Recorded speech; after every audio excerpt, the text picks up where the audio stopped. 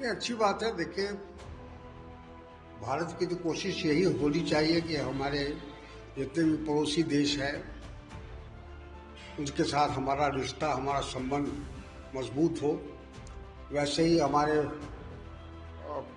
चारों तरफ जिस तरह की घटनाएं हो रही हैं वो चिंताजनक है। तो इसलिए विशेष रूप से हम लोगों को इस पर ध्यान देना चाहिए। हमारे विदेश मंत्रालय को और सक्रिय रूप से काम करने की आवश्यकता है। बहुत सारे मौके पर हम लोगों ने देखा कि हमारी विदेश नीति सही साबित नहीं हो रही है।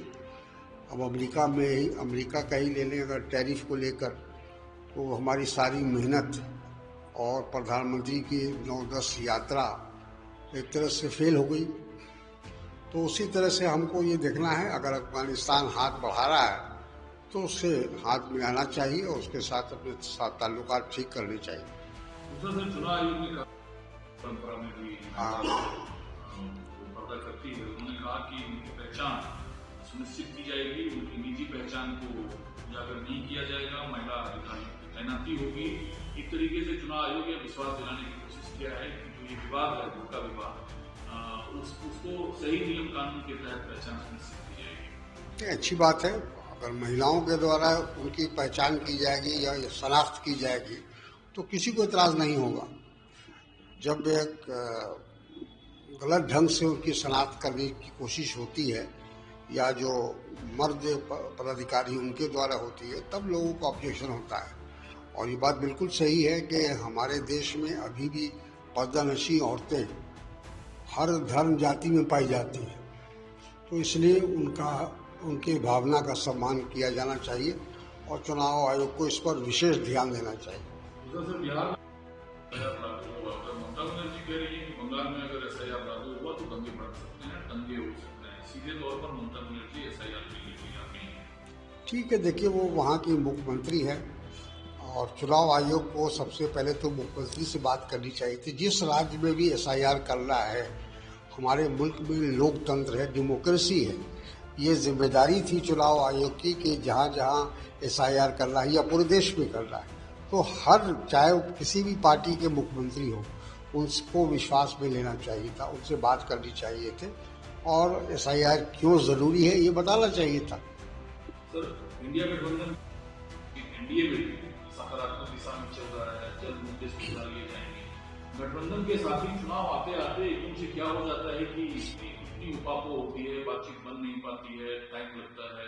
क्या लगता है आपको एनडीए में भी मतभेद है सीटों को? नहीं, बिल्कुल नहीं है। देखिए, ऐसा है कि गठबंधन की जो राजनीति होती है उसमें समय लगता है, उससे घबराना नहीं चाहिए, उसको अदरवाइज लेने की आवश्यकता नहीं है। क्योंकि कई पार्टियां जब होती हैं तो उनका एडजस्टमेंट, उनको कौन सी जगह दी जाए, कौन सा स्थान दिया जाए, कौन सा क्षेत्र उनको अलॉट किया जाए, कहाँ उनका प्रभाव ज़्यादा है, कहाँ उनके अच्छे उम्मीदवार हैं, ये सब की समीक्षा करनी पड़ती है। तो थोड़ा समय लगता है। एक पार्टी का मामला हो तो आप ठीक है, बैठ के लोग तय कर लेंगे। लेकिन जब हम चाहे एनडीए हो चाहे इंडिया हो, ये दोनों गठबंधन के अंदर हम लोगों को एडजस्ट करने का प्रयास करते हैं, कोशिश करते हैं। ज्यादा संघर्ष आपको किस खेमे में दिख रहा है, सीट बंटवारे में, एनडीए में या इंडी गठबंधन में? ऐसा कुछ हम नहीं कह सकते एग्जैक्ट, लेकिन हम उन्हें कहा कि ये मतलब ये नेचुरल है, ये स्वाभाविक है कि सीटों को लेकर बातचीत होगी, थोड़ा समय लगेगा। हर पॉलिटिकल पार्टी क्लेम करती है कि ये सीट हमारे लिए उपयुक्त है या हमारा उम्मीदवार उपयुक्त है, तो समय तो लगेगा। केसरी यादव ने वायदा किया कि हर घर में एक नौकरी दी जाए जयसवाल ने, कि चूंकि इंडिया गठबंधन ये मान चुकी है कि चुनाव हम हार चुके हैं, इसलिए ऐसे वायदे कर लोगों को बहलाने फुसलाने की कोशिश की जा रही है। ये कमिटमेंट है इंडिया गठबंधन का कि नौकरी हर घर में एक मिलेगी, या वाकई चुनाव हारने के डर से बड़े वायदे किए जा रहे हैं? देखिए, ऐसा है कि 17-18 महीना जो नीतीश कुमार के साथ आरजेडी की और कांग्रेस की सरकार बनी थी तो हम लोगों ने देखा है, बिहार के लोगों ने भी देखा है कि लगभग 5 लाख जो रिक्त स्थान थे अलग अलग विभागों में बिहार के अंदर, उनको उनकी भरपाई की गई और 5 लाख नौजवानों को रोजगार मिला अलग अलग विभाग का। तो ये काम तो करके दिखाया है जो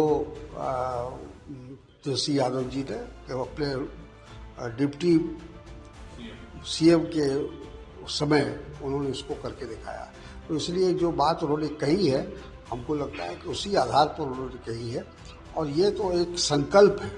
मैं समझता हूँ कि इसको किया जाना चाहिए, पूरा किया जाना चाहिए, क्योंकि आज बिहार में नौजवान भटक रहा है, उसको पलायन करना पड़ रहा है, पढ़ने लिखने के बावजूद उसको कोई नौकरी नहीं मिल रही है। तो ऐसी हालत में अगर उन्होंने आश्वासन दिया है और एक उम्मीद जगाई है तो उसका स्वागत किया जाना चाहिए। सर, दलित उत्पीड़न एक बड़ा मुद्दा है। बात सामने आ रही है कि उन्हें दलित होने की कीमत चुकानी पड़ रही थी। उनकी पत्नी ने आरोप लगाया कि उनके दलित होने को लेकर उन्हें परेशान किया जा रहा था। हालांकि हरियाणा सरकार ने एसआईटी बनाई है 6 सदस्यीय एसआईटी जांच के लिए। तो आपको क्या लगता है इस मामले में सरकार सही दिशा में न्याय दिलाने के क्रम में आगे बढ़ रही है? देखिए, मामला बहुत गंभीर है। इतने लंबे समय के बीत जाने के बाद, हमारी आज़ादी के लगभग 75 साल हो गए और उसके बाद भी अगर इस तरह की घटनाएं होती हैं और दलितों के साथ दुर्व्यवहार होता है या उनको प्रताड़ित किया जाता है और इस बात के लिए मजबूर किया जाता है कि वो आत्महत्या कर ले, तो ये हम सब के लिए शर्म की बात है। तो सरकार क्या करेगी मालूम नहीं, लेकिन हमको लगता है कि इस पूरे मामले का संज्ञान सुप्रीम कोर्ट को, हाई कोर्ट को लेना चाहिए और अपनी निगरानी में इस पूरे मामले की छानबीन हो, जैसा उनकी पत्नी चाहती है कि इसको पूरी तरह से इसकी छानबीन हो कि आखिर वो इतना मजबूर कैसे हो गए एक आईपीएस अफसर होते हुए कि उनको खुदकुशी करनी पड़ी।